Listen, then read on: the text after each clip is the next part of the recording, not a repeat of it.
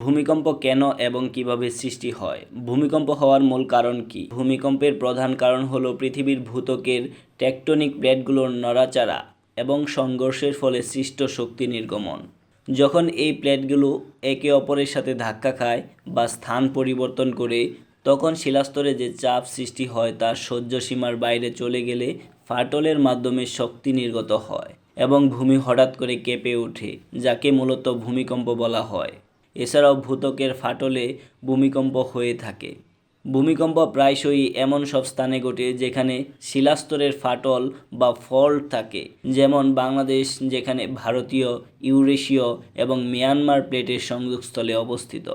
এছাড়াও ভূমিকম্প হওয়ার অন্যান্য কারণগুলো হলো অগ্ন্যুৎপাত।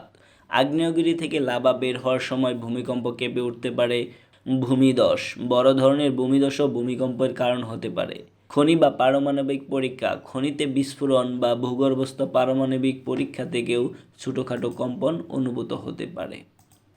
ভূমিকম্পের স্থায়িত্ব সাধারণত কয়েক সেকেন্ড হয়ে থাকে, কিন্তু এই কয়েক সেকেন্ডের মধ্যে হয়ে যেতে পারে ব্যাপক ধ্বংসযজ্ঞ।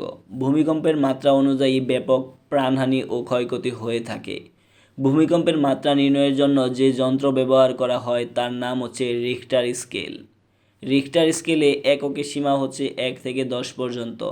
এই স্কেলে মাত্রা 5 এর বেশি হওয়া মানেই ভয়াবহ দুর্যোগের আশঙ্কা।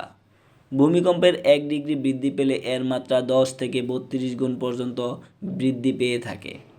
রিখটার স্কেলে ভূমিকম্পের মাত্রা 5 থেকে 5.99 হচ্ছে মাঝারি, 6 থেকে 6.99 হচ্ছে তীব্র, 7 থেকে 7.99 হচ্ছে ভয়াবহ এবং 8 এর উপর হচ্ছে অত্যন্ত ভয়াবহ ভূমিকম্প।